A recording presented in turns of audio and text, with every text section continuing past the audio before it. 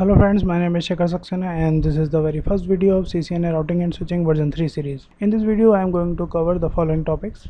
Introduction to networking, types of communication in network, unicast, multicast, broadcast, IPv4 addressing, roles of subnet mask, how we can give IP on PC, some special types of IP address, private IP, APIPA, loopback, physical addressing, what is MAC address, and use of port number. When we start studying networking, the first question came into our mind is what is networking or what is network? A group of connected devices communicating with each other is called network. So if we have these four devices and all of these devices are communicating with each other, the group of these four devices will be called a network. Network devices can communicate in different ways: unicast, multicast, broadcast, and anycast. If this device A is communicating only with one device, this will be an example of unicast communication. One device communicates only with one other device. In multicast communication, one device communicates with a group of devices. So if device A sending a message to both A and C, if device A sending a message to both B and C, then this will be an example of multicast communication in which one device communicates with a group of devices. In broadcast, all devices receives a message. So broadcast means one to all communication. There is one more communication type, anycast, which is generally used in IPv6. Anycast means one to nearest. Suppose device A needs to send message to device B and we have assigned address B on multiple devices. Then A will communicate with the nearest device. If this is not functioning, then A will communicate with second nearest device. This is called anycast communication or one to nearest communication. There are two more terms we need to know in order to know how devices communicate with each other: half duplex and full duplex. Half duplex means devices can only send or receive data at a time. For example, if device is sending data, then it could not receive data at the same time. It can only send data or receive data. Or if this device is receiving data, then it could not send data at the same time. This is half duplex communication. But in full duplex, device can send data and receive data at the same time. So in half duplex, device can only send or receive data, and in full duplex, device send and receive data at the same time. So if these devices want to communicate with each other, there must be some addressing scheme, how they can recognize each other. And the second thing is where we will apply these addresses. So to connect devices with the network, we need a network interface card. That network interface card could be wired or wireless, and we apply address on this network interface card. Network interface card connect devices with the network or other device. This is an NIC we can use in desktop PCs. This is inbuilt NIC, and this is a wireless NIC. Here we connect wires to catch signal. So we apply address on NIC. NIC has a built-in address called MAC address. This address is assigned by manufacturer of NIC, and one other address we applied on NIC is IP address. IP address is a logical address. We called it logical because we can change this address, but the MAC address is the fixed address of NIC and it is unique address. First thing we will learn is IP addressing. This is an example of IP address, and we assign IP address to our device in order to communicate in the network. So IP address is a logical address. We called it logical because we can change this address, and there are two types of IP address, IPv4 and IPv6. Right now we will focus only on IPv4. IPv6 will be covered later in this series. IPv4 is a 32-bit address. As we know, computer can understand only binary. So if we convert this IP into binary, then this address will be a 32-bit address. There are 4 parts in this IP, and every part is 8-bit long. So IP address is a 32-bit address. Represented in dotted decimal format. As we know, computer can understand only binary, but it is very difficult for us to remember this IP in binary. So we write IP address in dotted decimal format. This is decimal number system and separated by dot. IP address is divided in 4 octets or bytes. Every part is 8-bit long, and 8-bit is equal to 1 byte. IP address is 4-byte address. IP address is divided in 5 classes: class A, B, C, D and E. Every class have a different range. Class A range is 1 to 126, class B range 128 to 191, class C range 192 to 223, class D range 224 to 239 and class E range 240 to 255. And class ABC have default subnet mask. Subnet mask of class A is 255.0.0.0. Subnet mask of class B is 255.255.0.0 and subnet mask of class C is 3 times 255 and 0. Class D is used for multicasting and class E is reserved for future use. Right now we will only use these 3 classes for communication. So if we write an IP, suppose 130.0.5.10. So by looking at first octet, we know that this is a class B IP, and if this is a class B IP, then its subnet mask is 255.255.0.0. and if I write 197.0.5.11, then by looking at first octet, we know this range belongs to class C, and the subnet mask of this IP will be 255.255.255.0. So why we need subnet mask? So if we convert this mask into binary, we will get 8 ones and 24 zeros. Subnet mask divide IP in 2 parts: network and host. All ones in subnet mask represent network portion in the IP.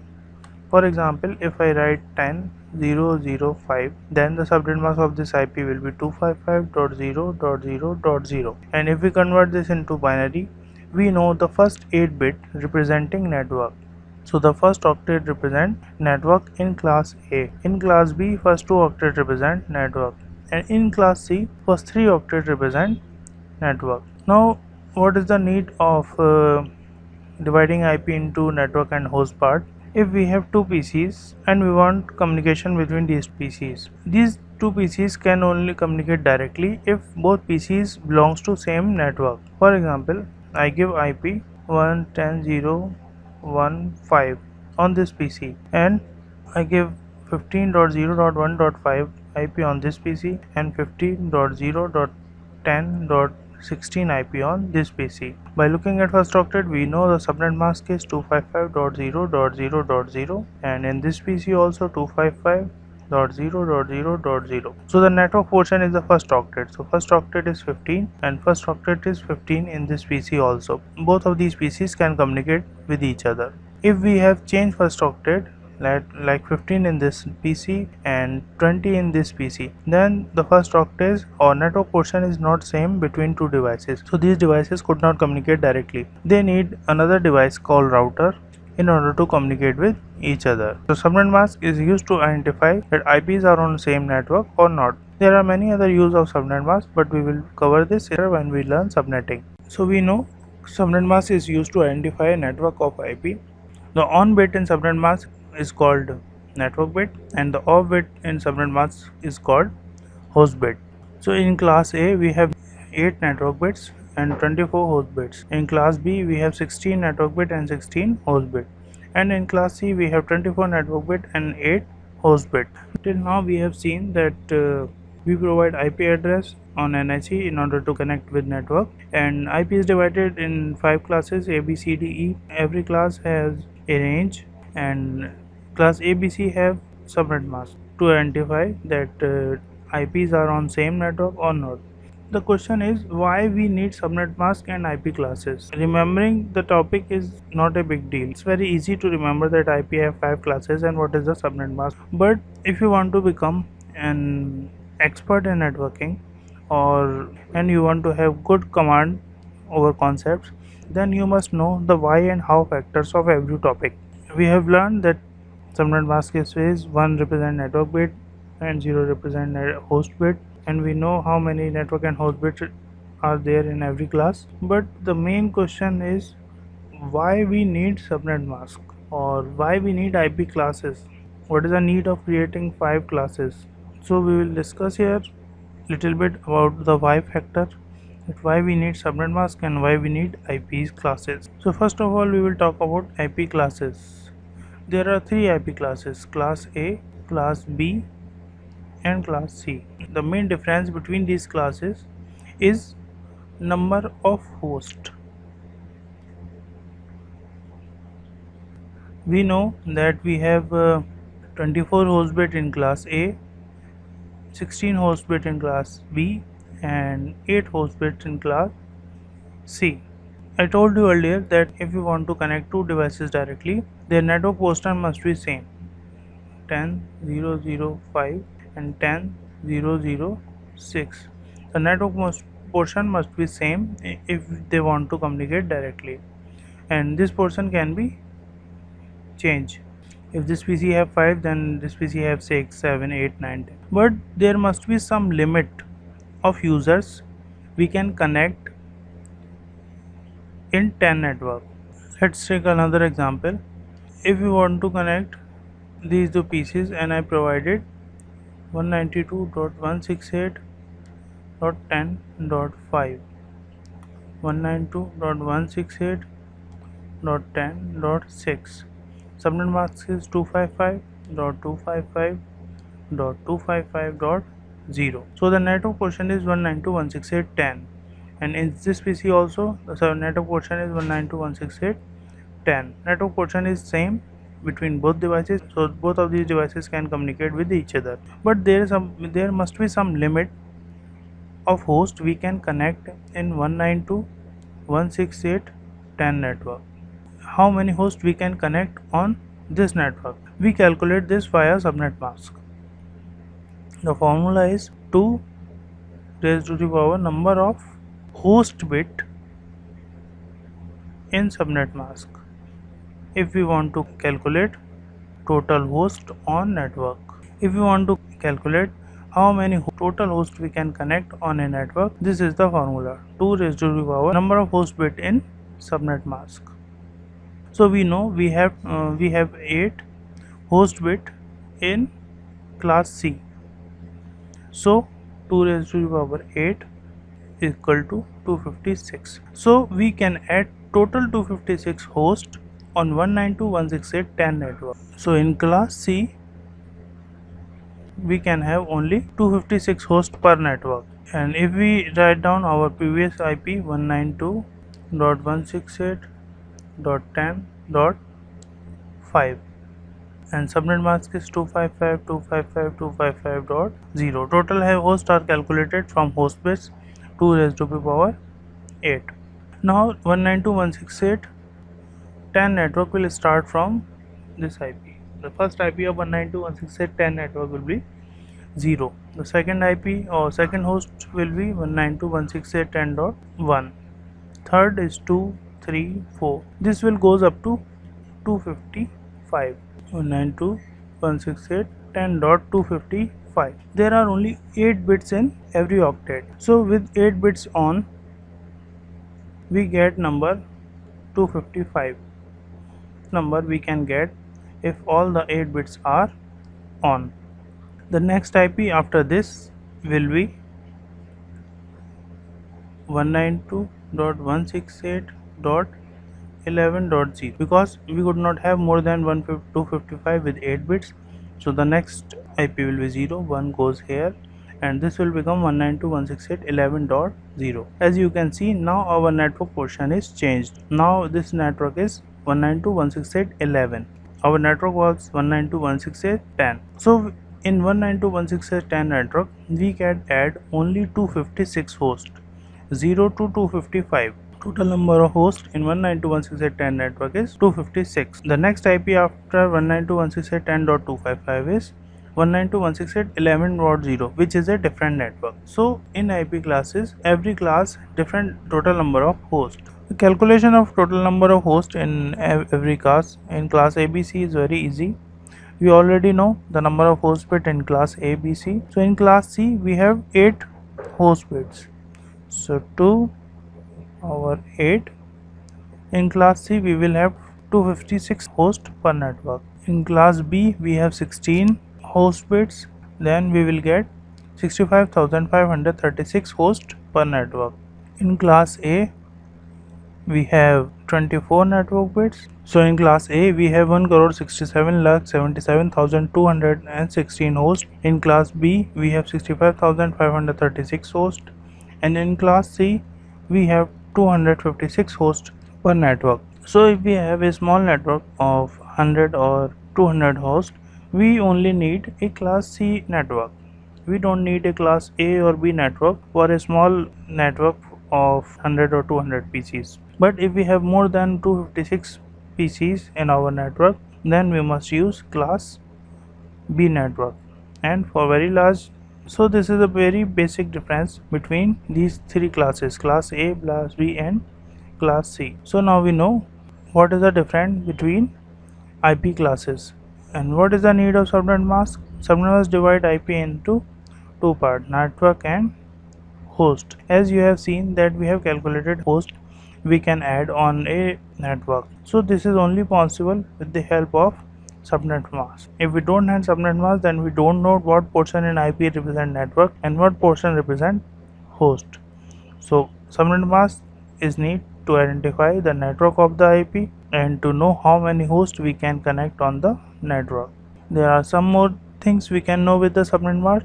There is one more thing I like to tell you in this, that in class C we have total 256 hosts and we have calculated with this 2 raised to power 8. There is one more thing, usable host, and usable host is always minus 2 from the total host. So 256 minus 2, usable host will be 254. In class C we have total 256 hosts, but 2 hosts are not usable, and these 2 unusable IPs are called network ID and broadcast ID. The first IP of any network is called network ID, and the last IP of any network is called broadcast ID. These two IPs could not be used on any device or host. These IPs are reserved for some purpose, so these two IPs are not usable. So in any class or in any network we have two addresses we could not use on devices. This is calculated by subtracting 2 from our total host.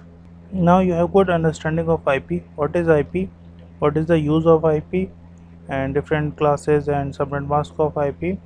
But the thing is how you can provide IP on your device. So there are two different ways by which we can assign IP on device, manually or dynamically. Manually means we have to manually assign the IP, or in dynamic IP will be automatically assigned to device via DHCP server. DHCP stands for Dynamic Host Configuration Protocol. This is a protocol which is used to assign IP on the devices. Suppose we have multiple PCs, so it will be very difficult for us to assign IPs on 200 or 300 PCs in the network manually. So we use a server or protocol or service called DHCP, Dynamic Host Configuration Protocol. This server provides automatic IP to all devices in the network.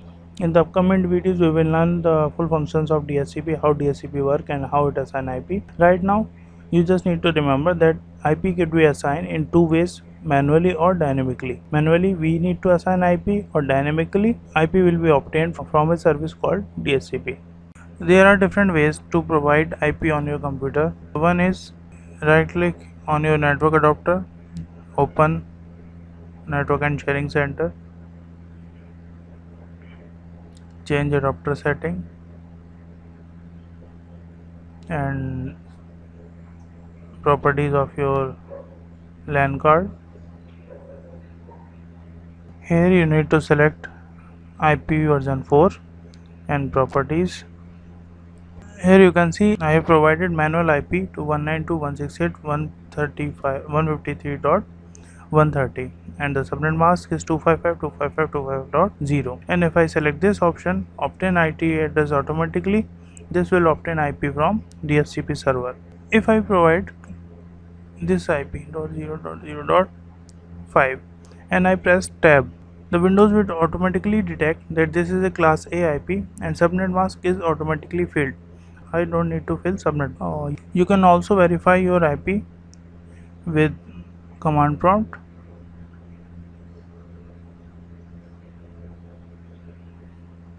This will show you what is your IP. So my IP is 15.0.0.1. If I select this, I obtain an IP address automatically. You can also verify your IP with graphical status check details. Here you can see your IP is 169.254.80.0, and this is auto configured IP because I have set on obtain IP automatically, and I don't have any DHCP server. I am getting this IP automatically.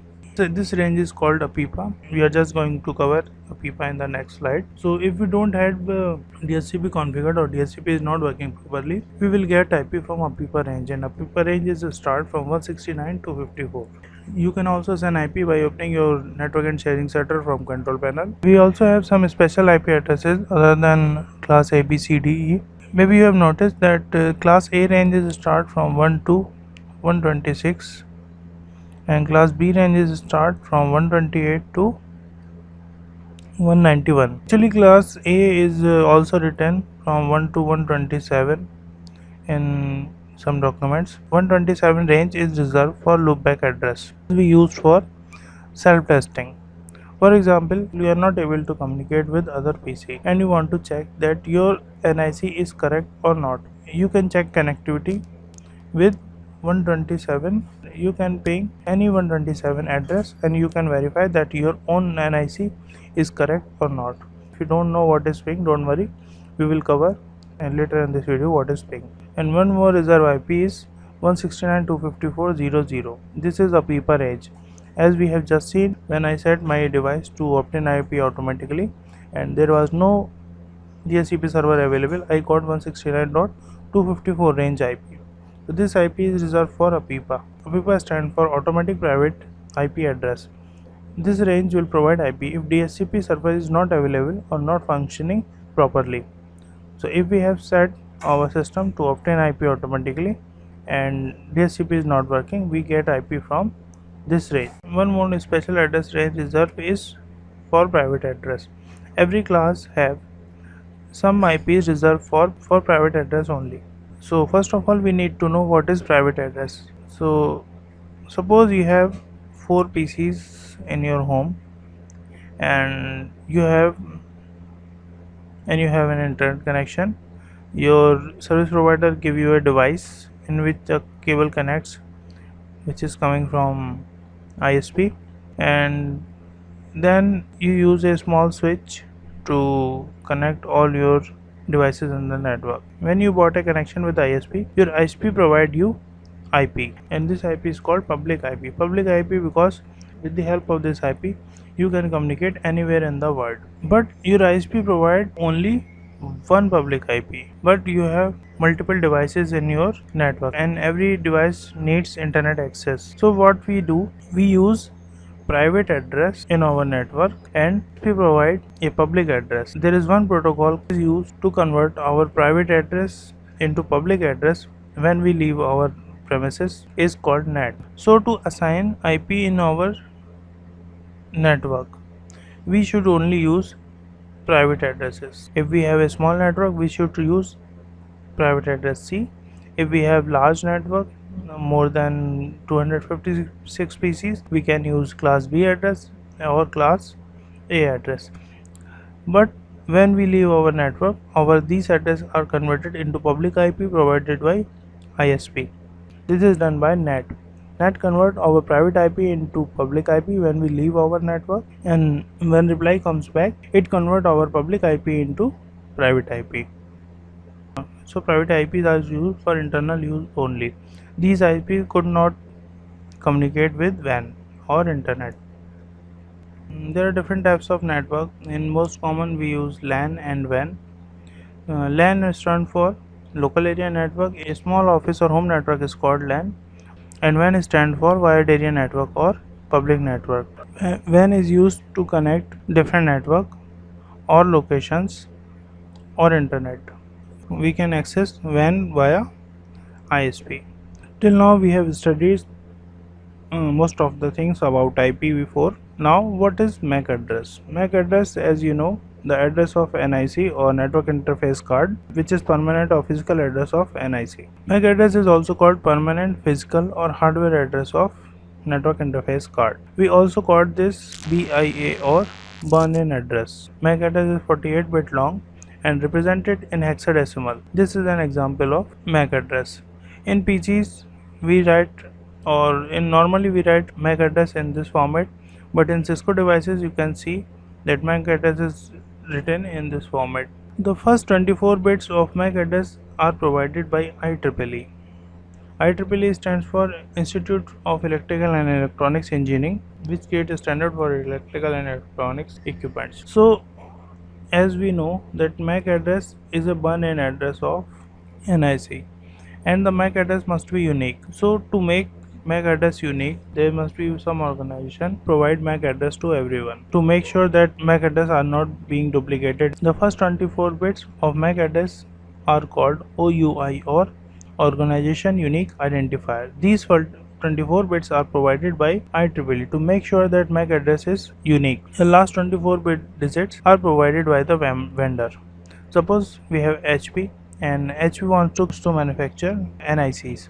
Then they ask IEEE and IEEE assign first 24 bit to them and say that now you can create NICs and you have to assign these 24 bits to your every NIC, and the last 24 bit could be assigned by HP. For example, the first, if these 24 bits are assigned to HP, then the first NIC or MAC address they can manufacture is 001A 22 and 00000123. So these last 24 bits could be assigned by vendor, but the first 24 bits vendor could not change, and these numbers are provided by IEEE, and this is called OUI or Organization Unique Identifier. And just like IP address, MAC address can also be unicast, multicast or broadcast. And how do we identify unicast, multicast or broadcast address? With the IG bit. I stands for individual and G stands for group. The 8th bit in MAC address is called IG bit, or the last bit of first byte is called IG bit. For example, in this MAC address, if we convert the 0 into binary, then 0000 and the second 0 will be 0000. So 8th bit is 0. That means this is a unicast MAC. If this 8 bit is 1, then this MAC address will be broadcast or multicast. There is one more thing, port numbers. Port number will also be explained later. Right now I just want to introduce this number to you. Port number are used to identify particular service or process. For example, we have this network and we have this PC. This PC will be work as DHCP server, and there is one more PC. This PC have 10002 and 10005, and this PC could provide address via DHCP. All of these PCs are connected via switch. If I put this PC on obtain IP automatically, this will request for IP address, and this message will be broadcasted and sent to all devices connected via switch. Both of these PC will receive the request sent by this PC to get IP address, but only this PC will understand that message because DHCP server is enabled on this PC. And how this PC know that I can respond this service? Because of port number. When the DHCP request is generated with destination port number 67, DS67 is port number for DHCP server. This PC is configured as a DHCP server, so this PC can understand this port number. This PC does not have any knowledge about DHCP, so when this PC receive request on 67 port number, this will simply discard the message and does not respond because it does not know what is 67. This PC can understand that I am DHCP server and I know what is 67, and one client is asking for IP address and I must reply to him. The 80 and 443 are used for web access. So with the help of port numbers, any PC can define what service is being requested, and server or PC will respond accordingly. We can understand port number with another example.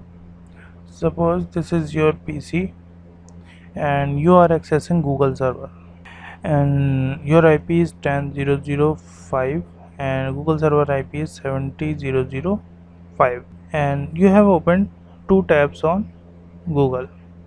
On one you are searching song and on other you are searching books. So you are communicating with this Google server. For both tabs your source IP will be same 10.0.0.5 and destination IP will be same 10.0.0.5 source IP and destination IP 70.0.0.5. So source and destination IP will be same for both of your requests, for books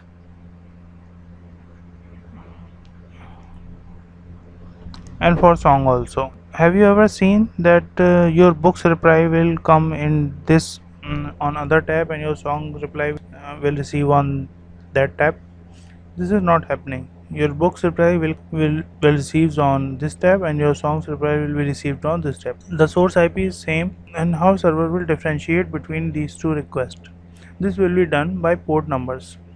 First of all, to access internet, the PC will send request to port number 80 or 443. By looking at 80, this server will know that you are requesting for web page, and when this PC send request, it also use a random port number 1001 1002. So the first for the books, this PC send via port number 1001, and for song this PC request via port number 1002. When the server receives these two requests, now this server can differentiate these two services. Server will reply the 1000 request will be replied on 1001 port and 1002 reply will be sent on 1002 port. By this, both of services can be differentiated. So port number are used to identify particular service. PC is requesting for web service and particular process. Server is know to which process it need to reply. So let's take a review on topics we have covered till now. First of all, we have studied IP addressing, the types of IP address, IPv4 address, that it's a 32-bit long address, 4-byte address, classes of IP address, class A, B, C, D, E, subnet mask of every class, what is network bit and what is host bit, how to configure IP on PC, what is DHCP server, why we use DHCP server, some special reserved IP addresses, what are the range of private IP addresses, what is MAC address, how to represent MAC address, what is OUI, and IEEE organization which provide MAC address first 24-bit to the NSA manufacturer, and OUI first 24-bit of MAC address, and port numbers.